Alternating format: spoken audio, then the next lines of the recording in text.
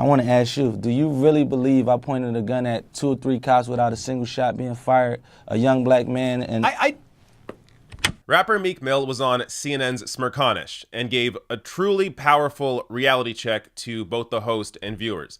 Now, before I get to these 2 clips here, I have to set it up. So, Meek Mill has now become a criminal justice reform advocate. So he recently put out this op-ed in the New York Times.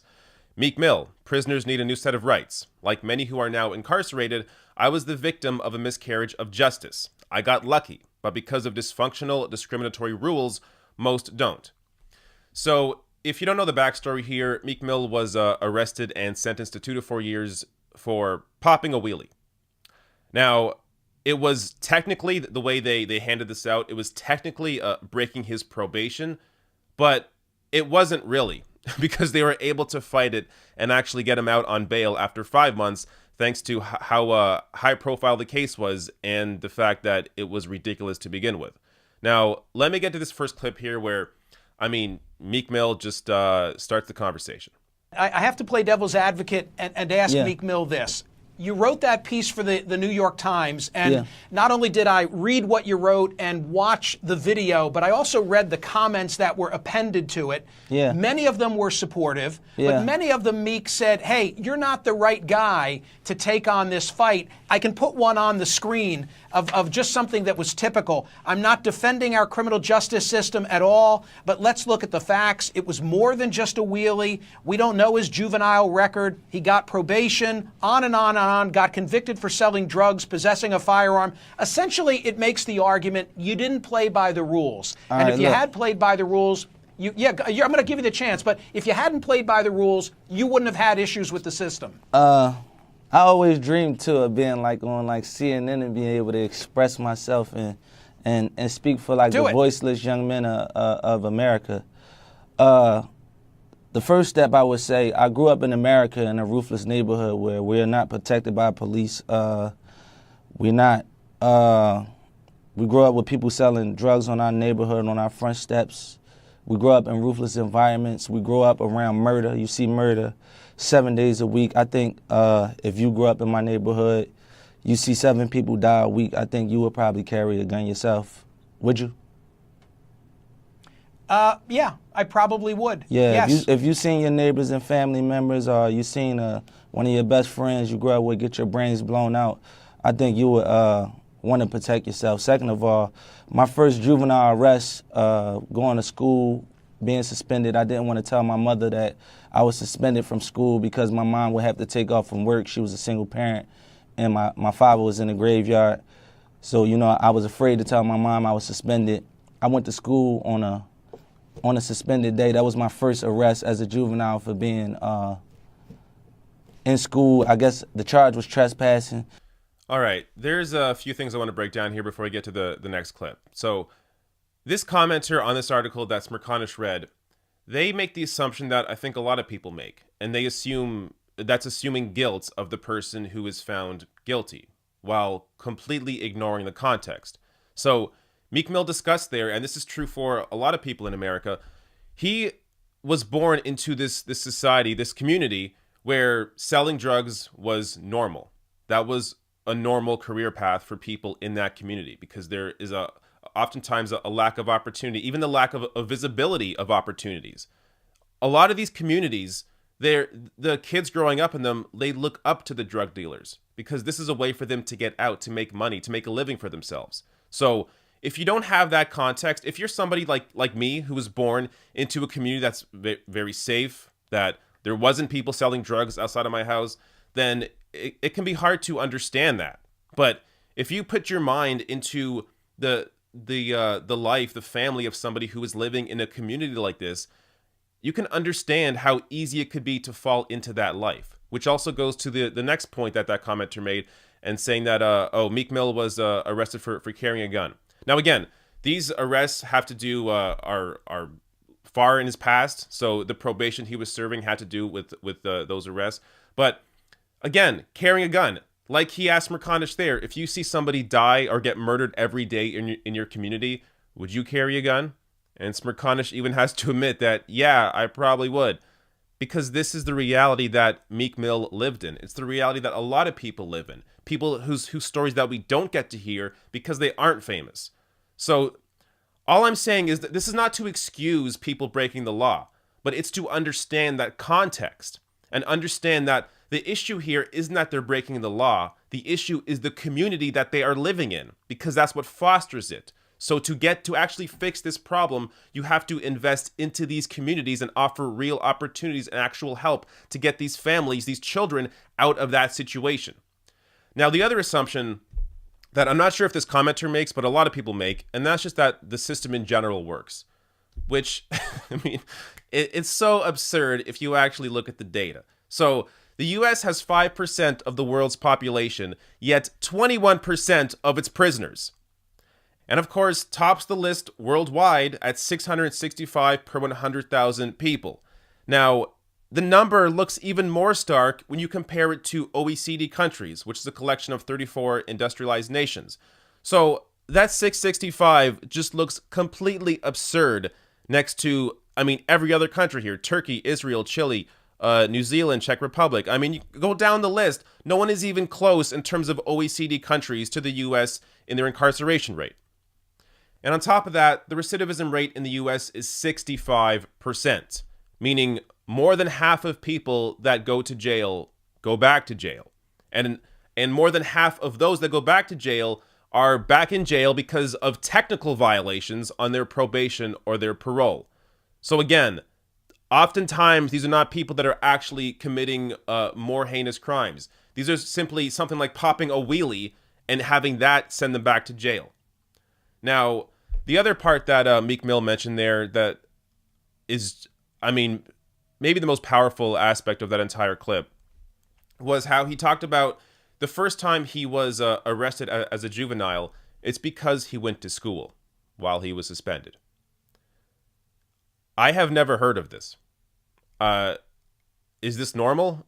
I mean, to send a kid to jail for the first time, or to arrest somebody for the first time because they went to school while suspended, I just don't even understand that. And the reason he did that is because he was afraid of telling his mom, because his mom would have had to stay at home, or would have had to stay home. She was a single mother.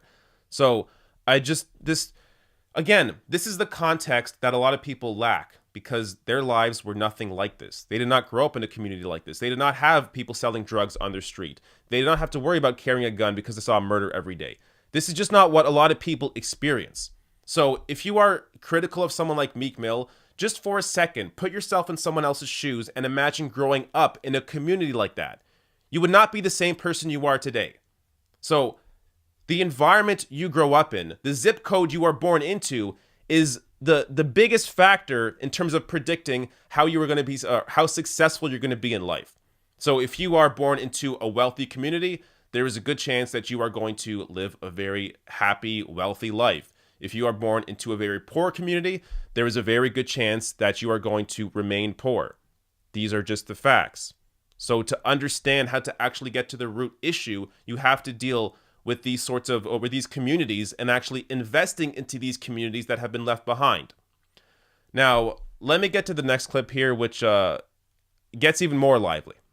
And at 18 years old, I was arrested by the narcotic strike force, which most of these guys were federally investigated. Most of these guys were found out to be liars. They lied on the stand and was proven to be liars. I was arrested for pointing a gun at a whole strike force. You know what a strike force? A strike is when 5 or 6 cops come to do a bust. I was arrested for pointing a gun at 2 or 3 cops without any shots being fired. And this is for America. Now we have like cameras and hand cameras. I want to ask you, do you really believe I pointed a gun at 2 or 3 cops without a single shot being fired? A young black man? And I don't know what the underlying facts are. I just don't want to ignore the argument that some make that, hey, Meek Mill's not the guy who should be making this case. I just want to explain it. I just want to know from a personal opinion, do you believe a young black man in America can point a gun at 2 or 3 cops, because I'm not the only one that get found guilty for these things. Cops charge people with these things at an alarming rate, and people take deals because they don't have lawyer money or they can't afford attorneys to even fight for their freedom. Do you believe that a young black man can lift up a firearm and point a gun at 2, 3 cops while they're attempting to do a bust with their firearms out and not a single shot being fired? That don't even make sense in America. And I never really spoke on that because I never valued myself growing up in a ruthless environment. I seen that happen to many kids, so it was just normal to me. And as I grew up, I always felt embarrassed being around like my Caucasian friends. And I used to always say, like, do you believe I pointed a gun at a cop? Where I come from, like, I'm on a successful path. I got sense.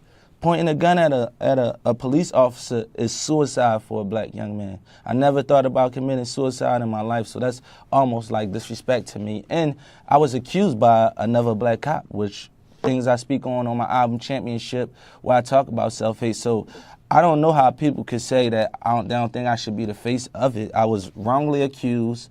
I was sent to jail multiple times for not even committing crime. I've been sent to jail at least 2 or 3 times just for being addicted to Percocets and never sent to rehab. I was sent to jail for popping a woolly. If you follow me on Instagram, which many of these kids in America do, I've been popping woolies on my Instagram across America for the last 10 years, and I never was arrested. The farthest it ever went was a traffic ticket. And my whole message to get across is, if somebody like myself who's doing so good for myself, I'm not involved in crime, I've been working, I employ people, I pay taxes, if probation can stalk me down and bring me back to a state penitentiary without committing crime, what could it do to these other kids that are trapped in these environments surrounded by crime and violence? They don't stand a chance. You have thousands of kids that will be destined to be put in prison for the rest of their life. Their beds are already made up. All right, so there's a lot I want to talk about here because we really need to drive these facts home. So the last thing that Meek Mill discussed there, how the bed is already made for a lot of these kids, it's true. Just, again, think about it. If you are born into a community where it is full of crime, it lacks opportunity, and oftentimes the only way to feel safe and have opportunity or have money is to get involved in that crime.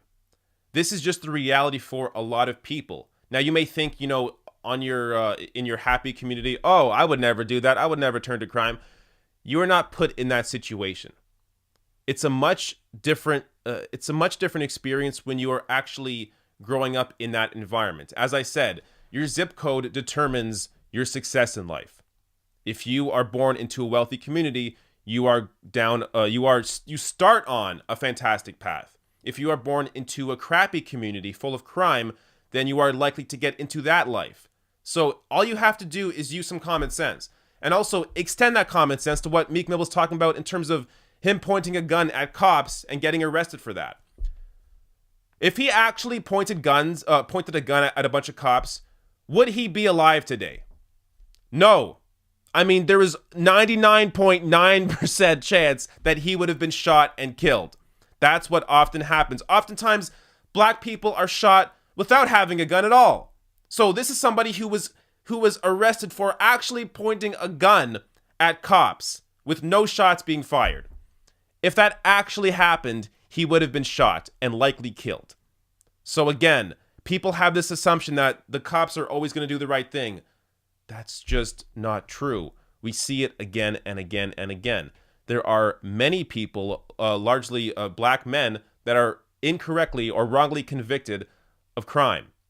This happens all the time.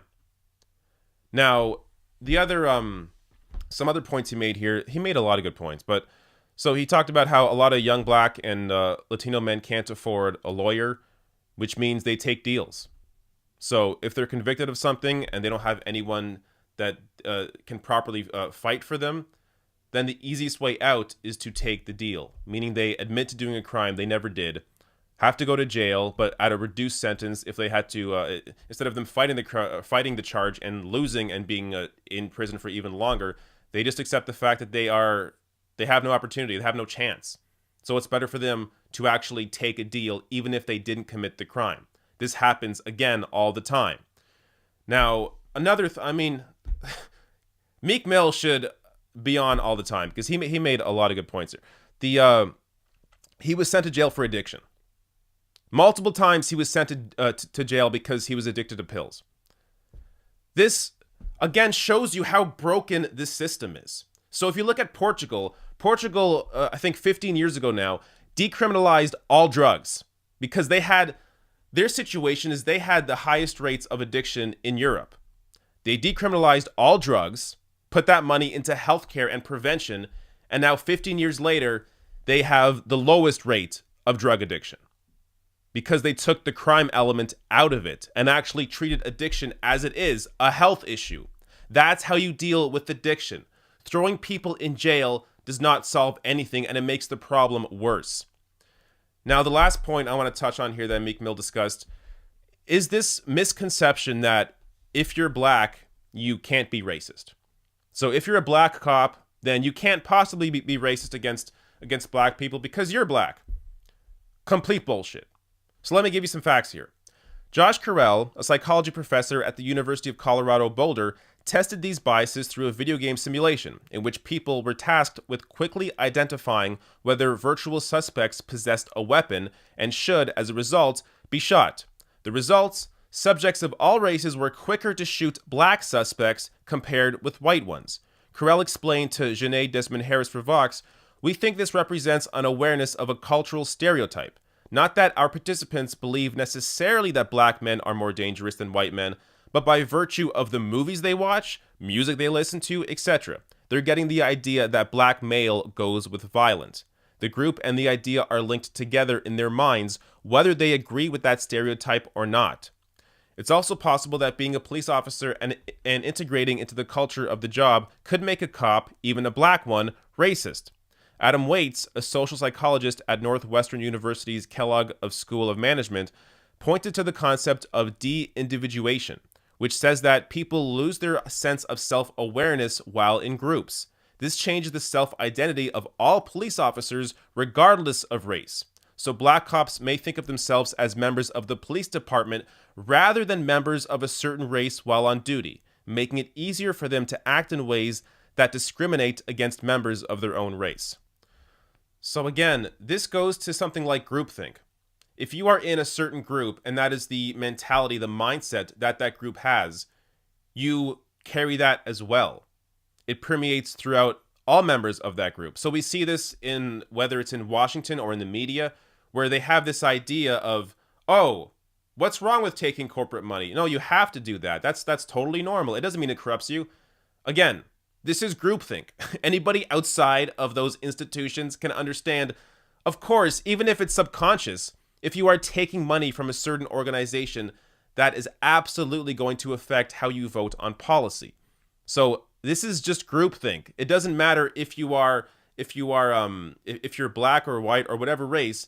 If you are on duty as a cop, you take on the mindset of whatever that environment that you're in has. So if the environment that you're in disproportionately goes after black people and tries to look for crimes that they're committing, or disproportionately stops black drivers, then you as well will do that. And sometimes I've seen other stories saying even more so, that black cops will even go after black people even more, sort of as a way to try and prove themselves and say, look, oh, I'm a better black person. I'm a good black person. I'm going to prove myself to these other officers and show them that I'm not like them. I'm different. So they go after black people even more. Now, I think I've done enough talking here. I'm going to link to that Vox article so you can read more about that. And also I'm going to link to Meek Mill's op-ed in the New York Times below my video. It's well worth the read. And also link to his website, reformnow.com, which has to deal with his initiative that he's working on with criminal justice reform. So again, this was a fantastic appearance by Meek Mill on CNN, and I hope we see more from him on cable news.